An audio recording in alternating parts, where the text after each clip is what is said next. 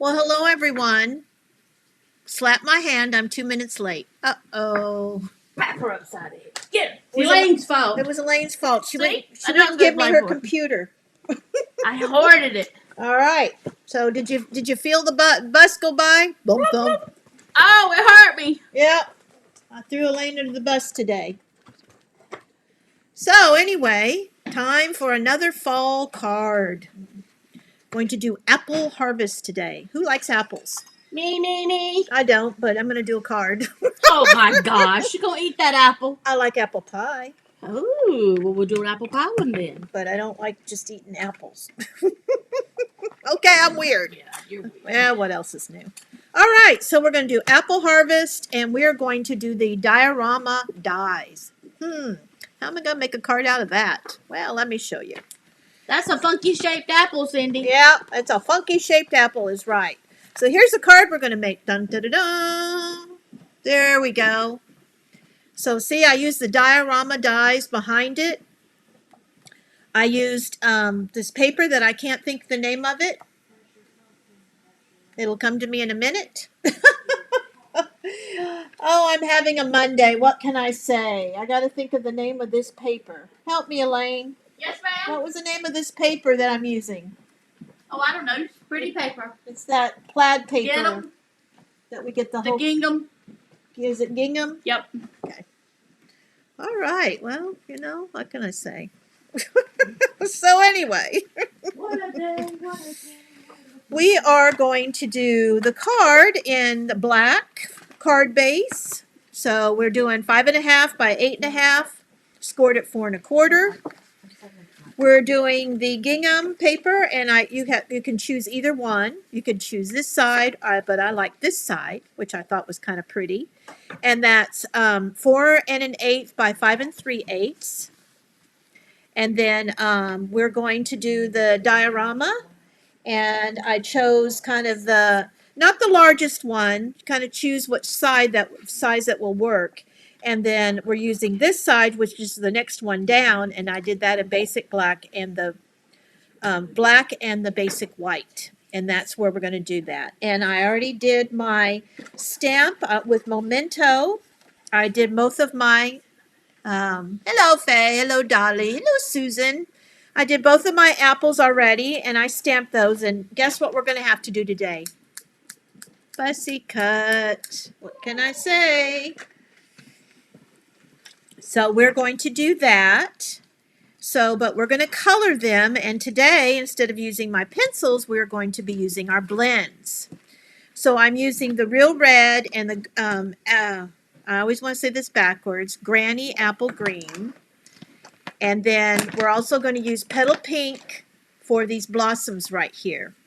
So we're just going to go ahead and color our apples, and then we'll start assembling our card.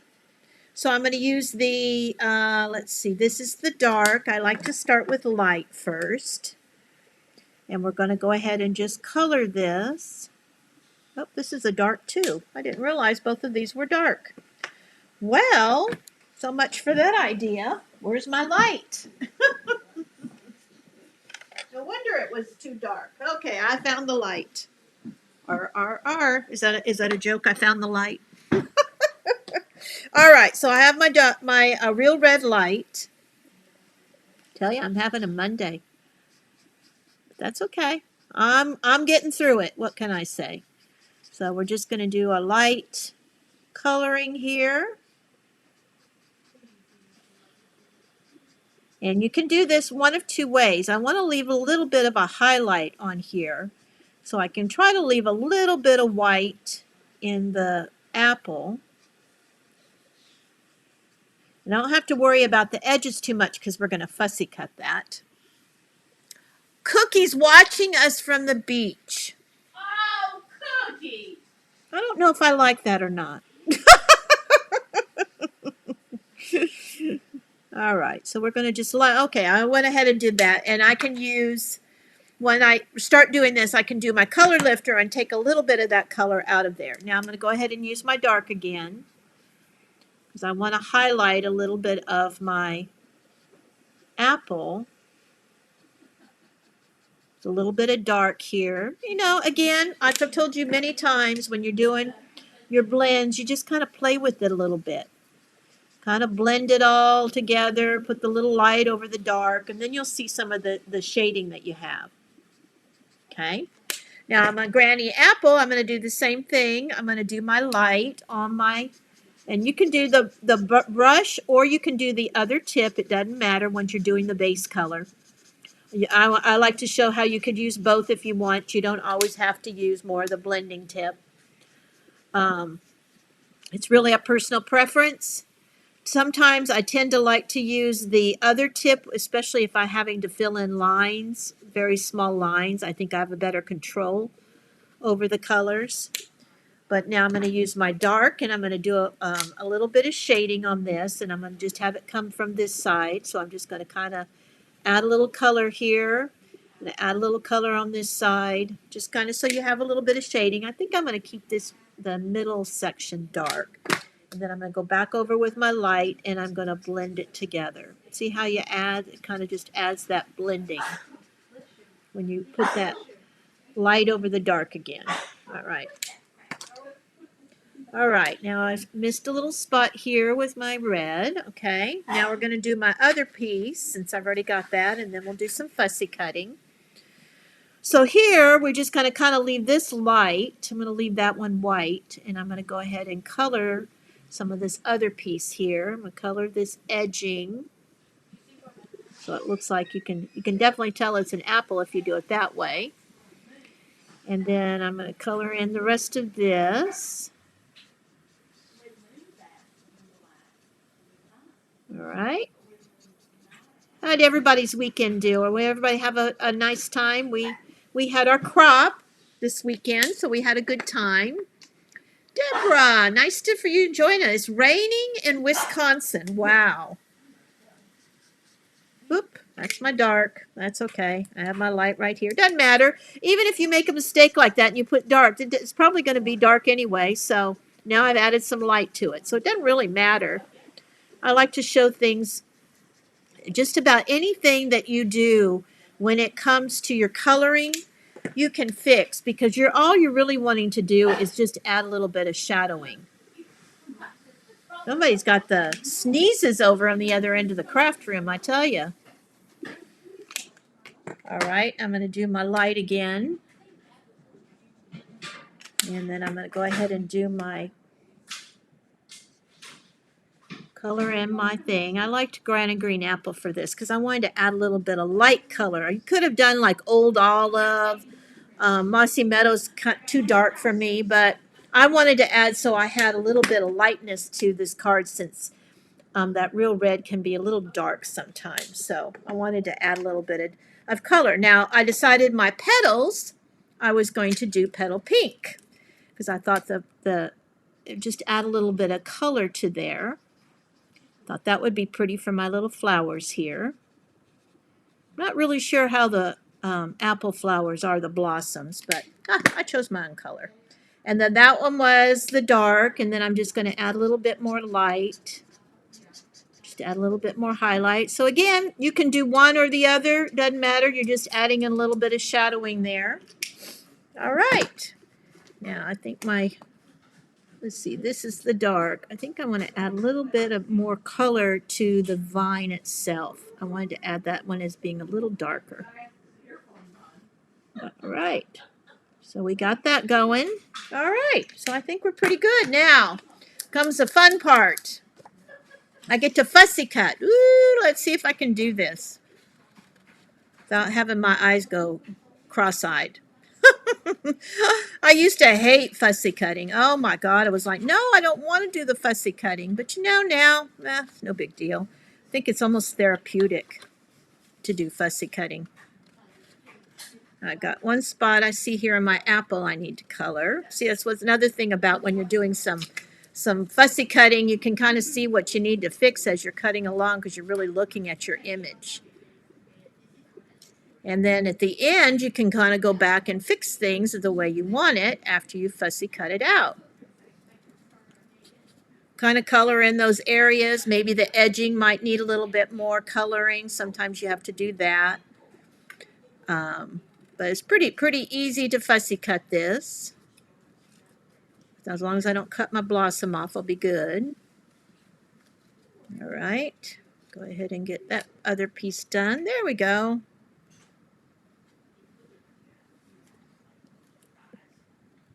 I know it was a pretty nice weekend here. It was hot as usual with a lot of humidity, but it wasn't bad. I know today they're saying sometime this week we might get a few showers, but who knows. You know, it is the summer, and that's what happens around here a lot, is we get those little thunderstorms that kind of blow through. All right. I wish I was at the beach, though. Maybe I could go ahead and join Cookie. Go over there and move her over and say, I'm joining you at the beach. No, I wouldn't do that. All right. So let's see this little piece here that I missed. I'm going to go ahead and color that in because I just realized I did that. And I got a little bit of cleaning up here to do. Other than that, I think I'm pretty good. Now I'll do cut out my big apple. Again, it doesn't take long to do this cutting. You don't have to cut everything out, though, which is nice. You can just cut some of it out and leave the rest of the white in there. That's fine, too. It's just more of an embellishment on the card. But it's kind of a fun way to do things. Not everything has to have a die. Sometimes, to me, fussy cutting and die cutting is about the same amount of time it takes. So, especially when they're even apples and things like that, it's not too much detail that you're cutting out. So, what makes it nice about that? Now here, I can go back. See I have a little bit of white here. See, I can go back through and fix all that. So you don't see any of that. So that's the other kind of nice thing about you can just kind of go back through and fix anything that needs to be fixed. There we go. And even here on my Granny Green Apple, I have a little bit of white there, but all I have to do is color it. And then on here, I have a little bit of this white in here, and I'm going to go ahead and put that shading in there with the petal pink so it doesn't look so white. So that way you have a differential between the inside of the apple and the blossoms. All right. So let's start putting this together. So we have our base piece here. And I'm just going to do a little bit of, can do liquid glue, or I'm just going to use my tape runner that I have. And I didn't want much of a border. I wanted you to see more of the gingham. Oops. Of course, I didn't pay attention to the top and bottom. That's why sometimes I like to use tape runner when I'm trying to put this together, so I can get the top and the bottom even. How's that? So who else do we have? We have Susan. Oh, she's in Florida. She's not into the beach yet. Oh, my word. If I was close to the beach, I'd be there all the time. I love the beach. So relaxing. All right, so I'm going to go ahead and put all of my pieces together, and even though I haven't stamped this yet, I'm going to go ahead and do that. Now I'm going to get my thanks out, and that's what I'm going to use for the front of my card. And I need to find a sheet of paper, see if I can, here's an envelope, I'll just use that. And I'm going to do that in Granny Apple Green for my sentiment. And I'm going to go ahead and just stamp that. Yep. All right. Be careful where I want that. I think I'll put that right there. There we go. And then I'm going to put some dimensionals by the down below here. Put a couple of dimensionals down to do a little embellishment. Isn't that cute? Oh, helps if you take the backs off of it. Until I'm just like a crazy woman here on Monday. All right, so we got that going, and now we have our other apple here that we're going to put at the top. There we go. All right, so now we got that. Put that one up here at the top. let's see, I think I'll put that there. And I'm going to put just a little dimensional on the back side.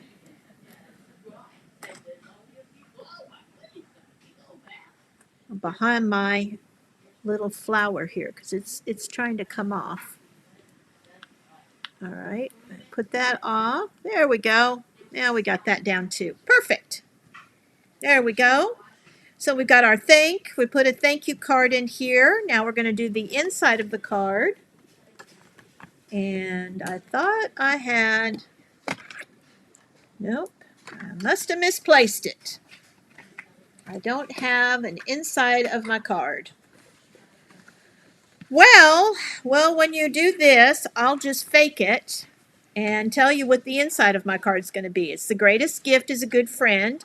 And all I did on this is I took my bigger stamp, put it on the block, and did a partial stamp for there. So you can see what I did there. So, with me kind of ad-libbing today, I thought I cut that piece of paper, but I guess I didn't. So there is the front of your card. Now, I decided to use these little black pieces here to add a little bit of, I wanted something, it was too much white for me. So I wanted to add a few of those randomly placed throughout the card, just so it adds a little bit of eye candy to the card itself. So you could place them, and I just decided I only wanted 3. I just wanted a little bit of piece there. And then on the inside of the card, then I did this, the inside, which is the greatest gift is a good friend. So there is my ad-lib card today. This is the way it is, you know, when you're on a crazy Monday. But I think this is a fun card. It really didn't take that long for to color this. I'm going to put a little bit of petal pink in this white so it's not so glaring there. But I think it makes a really cute, quick and easy card to make by using your designer series paper, your diorama dies, and use your apples out of your stamp set, fussy cut them out, add a couple embellishments, and you are good to go. So I hope you enjoyed this card today, and I will be back here on Wednesday. Elaine is going to do Friday. We're kind of switching it up this week.